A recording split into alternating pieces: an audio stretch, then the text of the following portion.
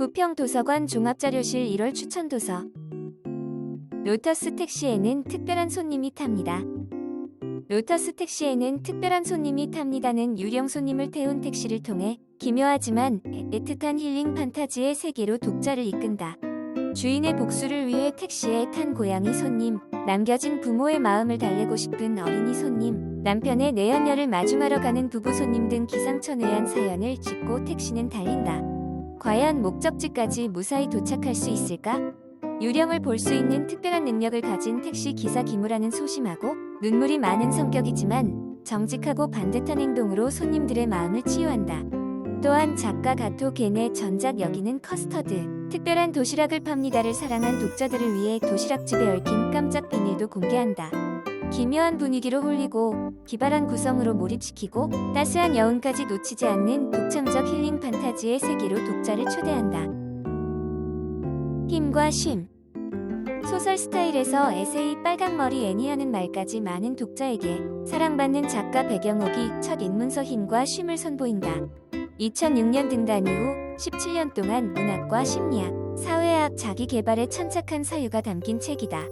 앞으로 나아가는 법에서 죄책감 없이 쉬는 법까지 삶을 유연하게 만드는 생활 철학이 담겼다. 갓 태어난 우리는 목을 가누고 주먹을 쥐고 뒤집기를 하면서 안간힘을 낸다. 1살, 2살 나이가 들면서 발걸음을 늦추고 손에 쥔 것을 내려놓으며 느긋함의 소중함을 알아간다. 그는 우리 삶을 차근차근 돌이켜보며 멈추고 싶을 때 멈출 수 있는 브레이크가 없다면 최고의 속도는 무의함을 이야기하면서 적당한 선에서 멈추고 적정한 인생을 살자고 제안한다. 비스킷. 100% 독자의 선택으로 최종 수상작을 결정하는 제1회 위즈 더 마우스 판타지 문학상 청소년 부문 대상 수상작으로 김선미 작가의 비스킷이 선정됐다. 비스킷은 자신을 지키는 힘을 잃어 보이지 않게 된 존재인 비스킷을 돕고자 하는 한 소년의 고군분투이자 자존감을 지키기 위해 몸부림치는 청소년의 성장통 같은 작품이다. 2주 동안의 심사 과정을 거친 청소년 심사위원단은 존재감을 확인하게 해주는 따뜻한 책, 희미해져버린 사람들에게 반짝임을 선사하는 작품이라고 평하며 비스킷에 압도적인 지지를 보냈다. 소외되지 않고 싶은 마음을 넘어 주변의 소외된 존재를 다시 한번 생각해보게 하는 이 작품은 판타지 영어덜트의 새로운 신호탄이 될 것이다. 최적의 공부뇌. 이 책의 저자는 바로 에마 연구의 대가라 불리는 세계적인 뇌과학자 이케가야 유지이다. 그는 공부에는 왕도가 없다라는 말에 반기를 들며 뇌의 특성을 이해하고 활용하면 누구든 성적을 상위권으로 끌어올릴 수 있다고 말한다. 성적을 올리고 싶다면 단순히 공부 시간을 늘리거나 미련하게 노력만 할 것이 아니라 뇌부터 제대로 세팅해야 한다는 것이다. 온종일 공부해도 3등급을 벗어나지 못하는가? 똑같이 공부해도 늘 뒤처지는 기분인가? 이케가야 유지가 제안하는 두뇌 개조 프로젝트를 따라가 보자. 1시간을 공부해도 10시간의 효율을 내는 최적의 공부뇌를 장착하게 될 것이다. 그럼에도 인생은 흐른다.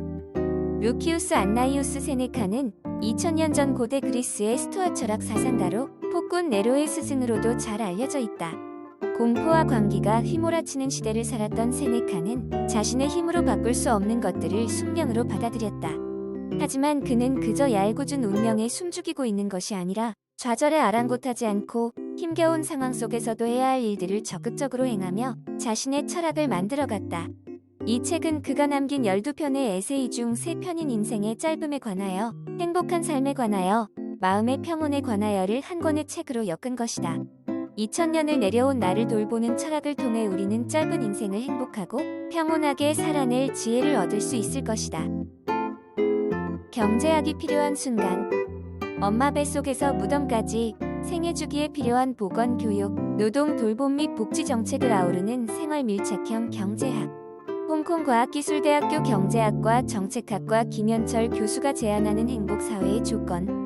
의사가 질병을 정밀하게 진단하고 의학적 근거에 따라 처방치료하는 것처럼 당위와 직관이 아닌 실험과 데이터로 정책의 문제점을 진단하고 조언하며 가난과 불행에 덫에 걸린 국민의 생존과 행복을 위해 경제학이 무엇을 할 수 있는지 의사이자 경제학자의 시선으로 묻고 답한다. 아주 위험한 과학책. 전 세계 과학 덕후들을 사로잡으며 300만 부 넘게 팔린 랜들멀로 시리즈가 더 강력해진 모습으로 돌아왔다. 신간 아주 위험한 과학책은 출간과 동시에 아마존 베스트셀러에 올랐고 한국을 포함한 19개국의 판권이 수출되어 세계 곳곳의 독자들과 만나고 있다. 랜들 멀로에게 날아드는 질문들은 점점 위험하고 엉뚱해지고 있지만 어떠한 질문에도 가장 과학적인 답변을 찾아내는 그의 집요함 역시 날로 진화 중이다. 사실 질문이 무엇인지는 중요하지 않다. 과학이 멋진 건 답이 없어 보이는 질문들에 대답할 수 있는 도구를 제공하기 때문이고, 과학이라는 도구를 활용해 질문의 답을 찾아가는 과정 그 자체에 의미가 있기 때문이다. 60여 개의 질문과 답으로 구성된 아주 위험한 과학책은 과학적 사고가 무엇인지를 확실히 보여주는 책이다.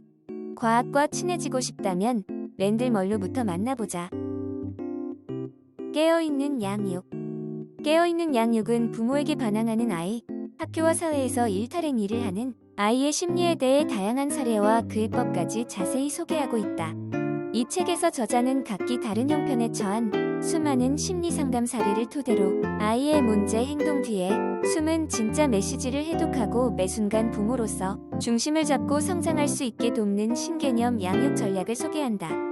특히 표면적으로 드러난 문제 행동에 집중하던 기존의 양육서와 달리 양육과 훈육 문제에 대해 근본적으로 접근한 이 책은 부모와 아이가 더 깊이 교감하고 제대로 소통하며 나아가 아이의 행동을 긍정적으로 이끌도록 최고의 양육 지침서가 되어줄 것이다.